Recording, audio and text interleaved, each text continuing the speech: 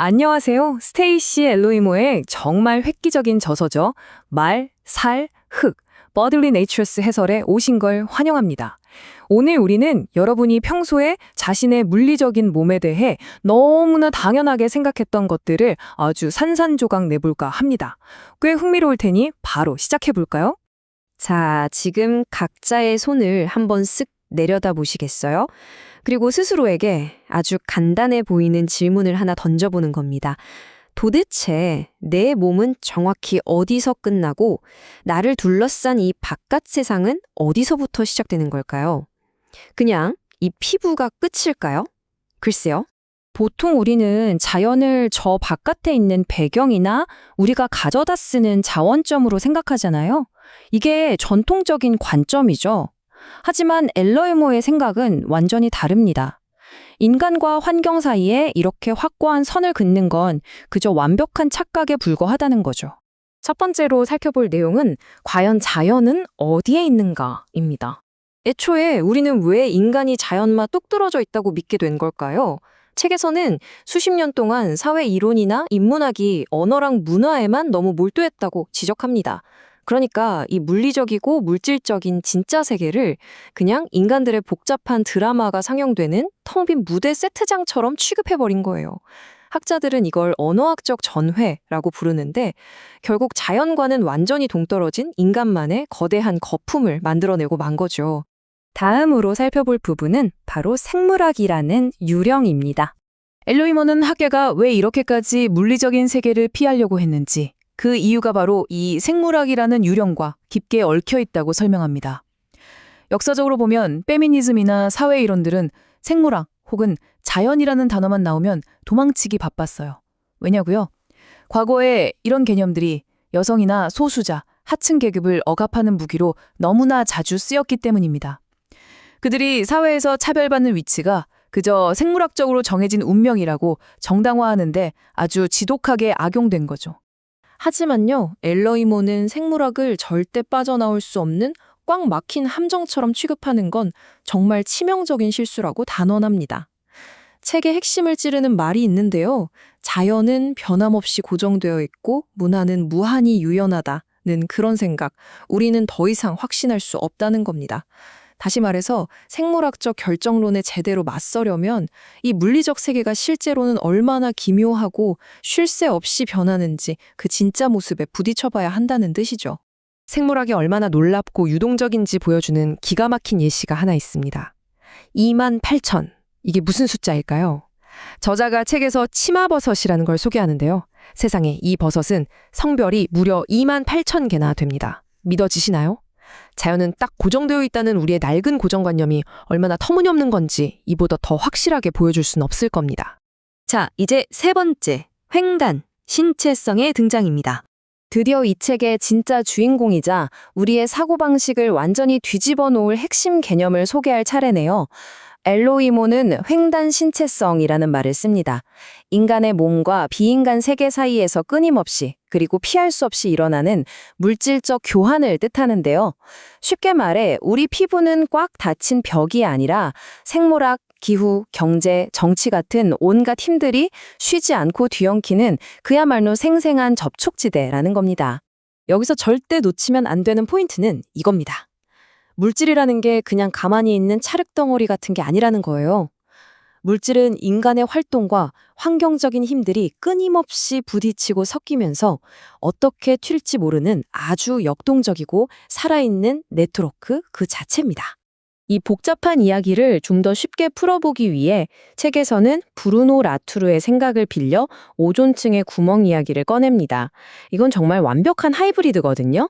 순수하게 자연현상이라고만 치부하기엔 화학 기업들의 산업 전략이나 국가들의 정치 권력이 너무 깊이 개입되어 있죠.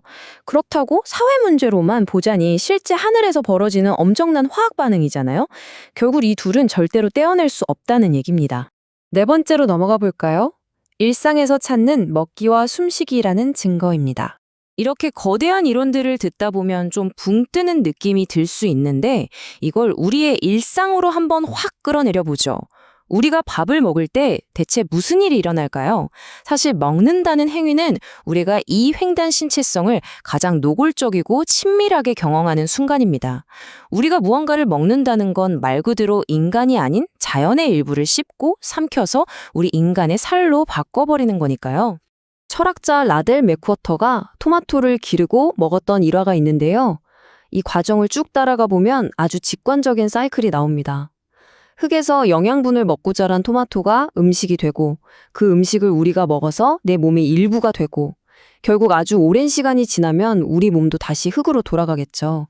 정말 단순 명료하지만 다시 생각해보면 꽤 소름 돋는 사실 아닌가요? 엘러이모는 우리가 이 과정을 볼 때 인간이 자연이라는 자원을 참 잘 소비하고 있군 하고 끝내면 안 된다고 콕 집어 말합니다.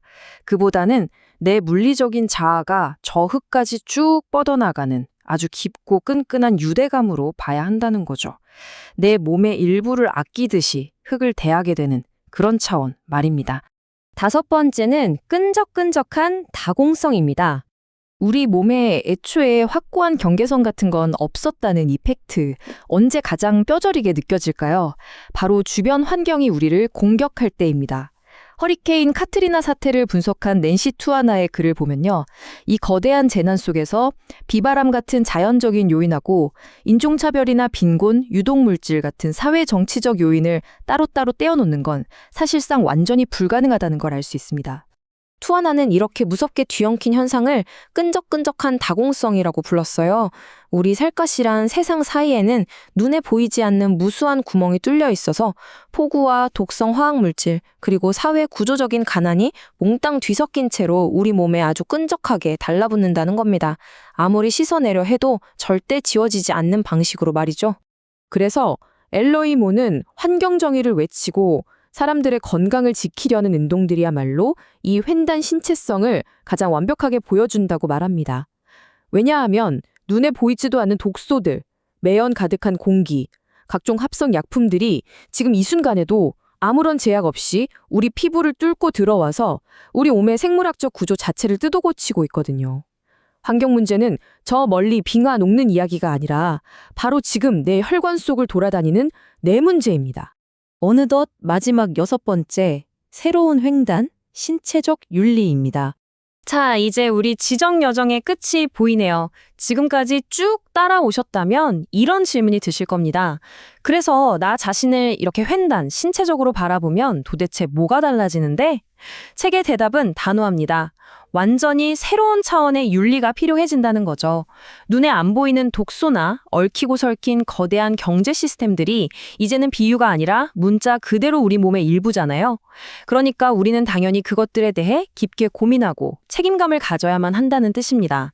우리가 자연과 뚝 떨어져서 안전하게 살고 있다는 그 인간만의 거품이라는 달콤한 환상, 이제는 과감히 깨버릴 때가 됐습니다.